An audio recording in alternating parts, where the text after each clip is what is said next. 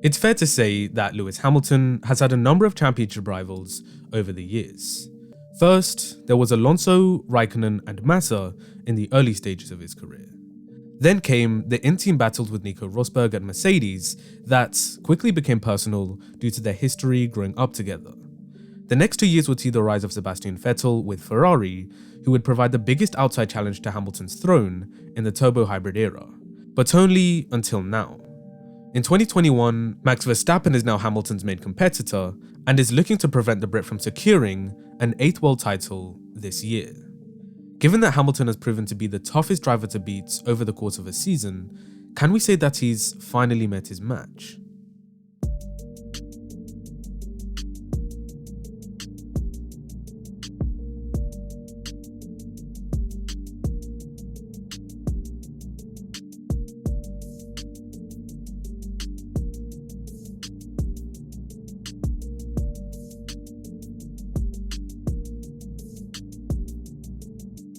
For new Formula 1 fans, you're probably more familiar with the Lewis that hasn't had a great deal of competition, particularly for the World Championship.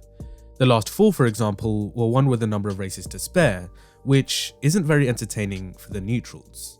Now, don't get me wrong, the blame shouldn't be attributed towards Hamilton here, but more so his competitors and the other teams. Fans want to see drama, right down to the wire, and the more this season progresses, the more it's looking like we'll get exactly that. So firstly, I want to get into how I think Lewis has performed so far and how it compares to previous seasons. But before we get into that, I want to take a quick moment to ask those of you watching to drop a like on this video to help support the channel, and consider subscribing if you're new to keep up to date with all the latest F1 content. Be sure to also hit the bell icon to be notified of any new uploads. But without further ado, let's dive into it. As I mentioned in the introduction, I'd consider Hamilton's main career championship rivals to be Alonso, Raikkonen, Massa, Rosberg, Vettel and Verstappen. Now, I'm not basing these rivalries solely on how close the championships were, but also the on-track battles, controversies and wars of words off the track. So as a result, I'll be comparing the opening 10 races of 2021 to the opening 10 races of 2007, 8, 14, 15, 16, 17 and 18 seasons. Here is a graphic displaying Hamilton's championship position, number of wins, podiums, poles and retirements, and average finishing position in the first 10 rounds for each of those seasons. As you can see, there's quite a lot to take in, but I'll only use some of the numbers to explain my key points. Looking at this year, Hamilton currently sits second in the championship with 4 wins, 7 podiums, 2 pole positions and no retirements. These results compare pretty evenly with 2016, 17 and 18, only that the number of poles he's had in 2021 are significantly less. Lewis has been forced to earn his wins by fighting his way past Verstappen rather than leading from the front. But given the Red Bull is the faster car in qualifying, this shouldn't come as a surprise. If we compare this year to his first 2 seasons in the sports, we can see that the stats are more similar to 2008 than they are to 2007, and as for 2014 and 2015, the only other driver capable of challenging Hamilton was his teammates. So the numbers are a little better, as there wasn't any threats from an outside team, and he was quicker than Rosberg most of the time. Hamilton's average finishing position in 2021 is the second lowest on this chart, but the asterisk next to it indicates there was an anomalous result that affected it, and I'm sure we can all guess what that race was. Otherwise, if we ignore the P15 in Baku, his average finishing position would be around 2.3, which is more representative. So would it be fair to say that Hamilton has extracted the absolute maximum from the W12? Well, for the most part, yes, I think he has. Apart from a few off races here and there, he has been on top of his game. In fact, he's been forced to step up even more so this season because of 1, how quick the Red Bull is, and 2, how consistent Max Verstappen has been. Earlier this year, Hamilton revealed that he spends just 20 laps in the simulator per season. However, recently, he's been working extremely hard to find any marginal gain in performance from the sim and has now started to appreciate the benefits of using it. Because in a championship as close as this one, even the smallest of advantages can make the biggest difference. Now, in terms of skill sets, I'd say that Hamilton and Verstappen are quite evenly matched. For example, both are incredibly quick over one lap and have this innate ability to manage their tyres and execute race strategy to a T.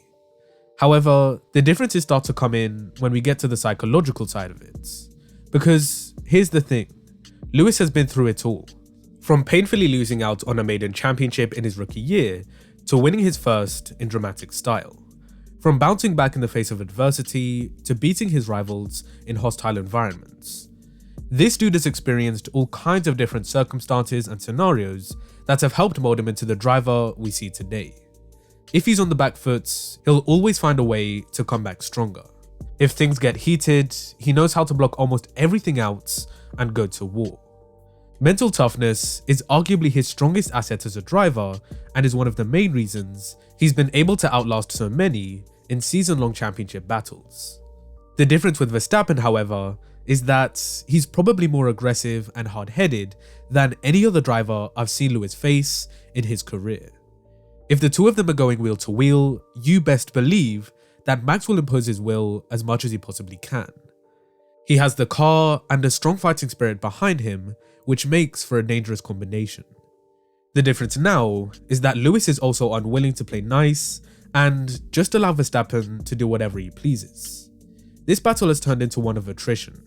It's now about who is going to cave under the pressure first, and when things aren't working in your favour, how do you react? We already know that Hamilton is built for moments like these, but Verstappen is very much an unknown quantity. Now, don't get me wrong, do I think he has matured? Absolutely. When he's driving with a cool head, we see him perform to his full potential.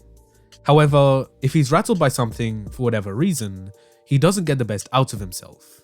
It will be crucial for him to respond in the right way after the collision in the last race and not allow that to derail him.